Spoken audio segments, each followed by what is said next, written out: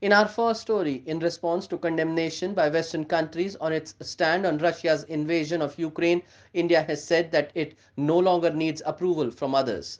Taking a tough stand on condemnation from Western nations on its refusal to condemn Russia's aggression against Ukraine, Indian External Affairs Minister S. Jaishankar on April 27th said that India no longer needs approval from other nations and it should engage others on its own terms. At the Raisina Dialogue in New Delhi, organized by the Ministry of External Affairs, Jaishankar said, quote, "We have to be confident about who we are. I think it is better to engage the world on the basis of who we are."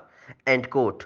The Indian minister also sought to respond to US Secretary of State Antony Blinken's recent comment that President Joe Biden's administration was monitoring human rights abuses in India.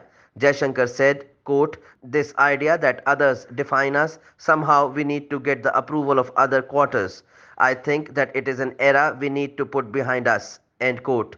The US Commission for International Religious Freedom, in its latest report on April 25th, reiterated its 2020 and 2021 recommendations, asking the Biden administration to designate India as a country of particular concern in view of the drastic downward turn in religious freedom in the country. During the panel discussion at the dialogue, Jaishankar said, quote, "There was a time in this part of the world that we were pretty much the only democracy. If democracy is global today, we see it as global today. I think in some measure that credit is due to India." End quote.